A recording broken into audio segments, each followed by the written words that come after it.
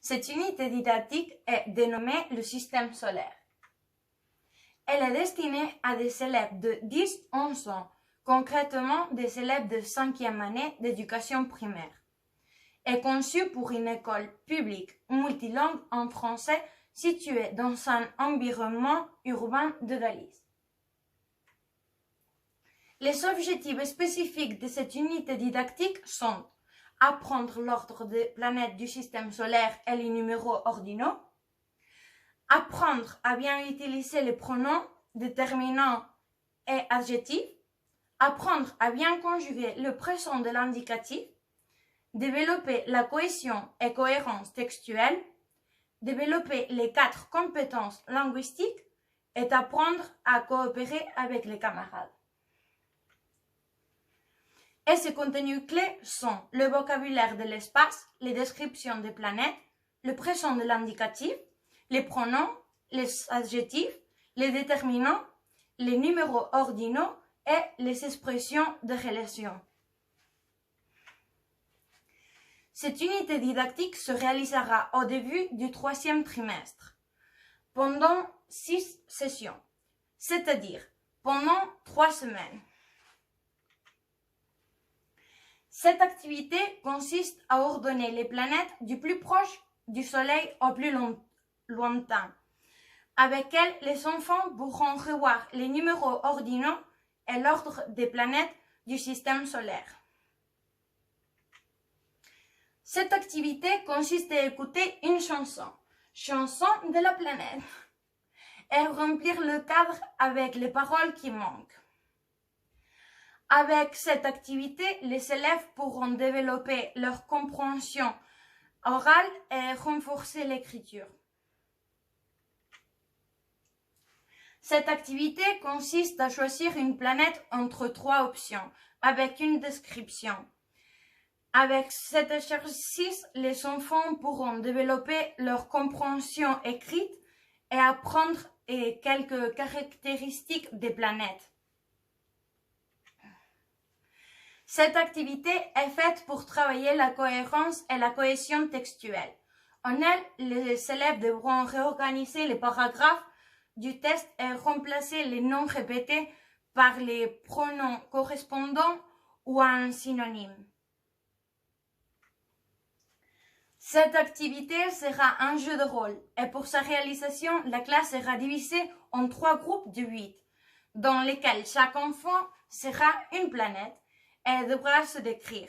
Lorsque tous auront fini d'écrire sa composition, ils devront la lire devant tout son groupe et les camarades d'équipe et devront deviner quelle planète est chaque enfant dans le jeu.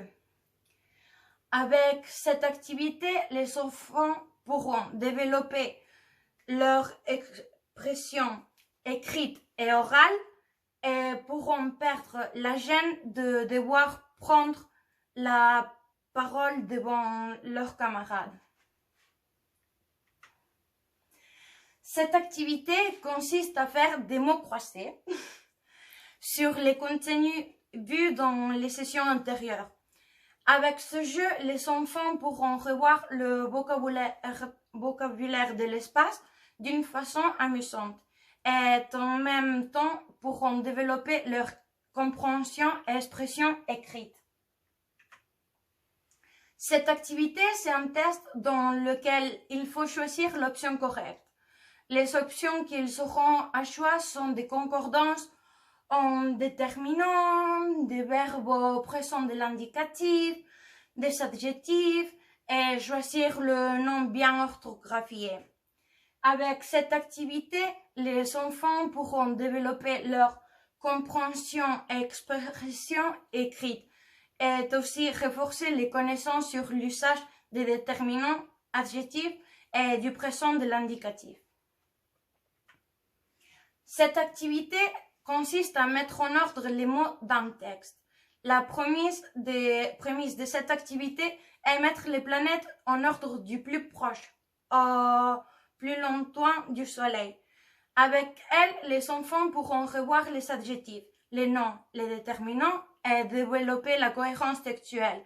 En même temps, ils pourront aussi développer leur compréhension orale car ils pourront écouter un audio qui dit le test correctement pour les aider et leur expression écrite car ils devront mettre bien en ordre les mots en faisant attention aux virgules et aux points.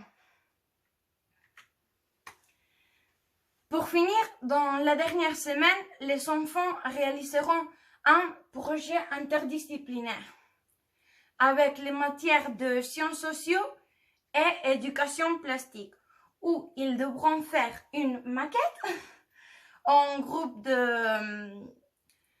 de 4 enfants sur le système solaire. Lorsqu'ils auront fini les maquettes, chaque groupe devra montrer la sienne au reste du groupe et leur expliquer en parlant chacun leur tour qu'est-ce que c'est chaque corps céleste dans la maquette. Cela sera l'activité finale et la plus importante, puisqu'ils pourront développer leur expression orale et écrite et le professeur pourra voir comment les connaissances de chaque élève ont évolué.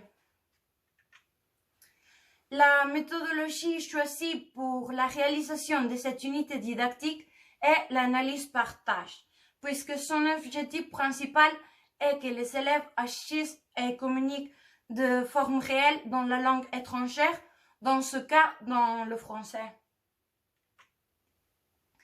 Et il faut dire aussi que les ressources didactiques qui s'emploieront pour la réalisation de l'unité didactique sont un ordinateur, un projecteur, Internet et des copies. L'instrument d'évaluation de cette unité didactique qui s'emploiera, c'est cette rubrique qui compile les objectifs et les critères d'évaluation proposés. Elle se remplira en attendant aux différentes activités que chaque élève fera. La ponctuation minimum dans chaque section, ça sera un 0 et la maximum un 6. Et dans la dernière rangée, ça ira la qualification moyenne de toutes les sections. Le 40% de la qualification totale de l'unité didactique, ça sera la qualification obtenue de l'activité finale. Le projet interdisciplinaire de faire la maquette et proposer les éléments qu'elle a. Exposer les éléments qu'elle a. Et le 60%, ça sera la qualification obtenue de couvrir la rubrique.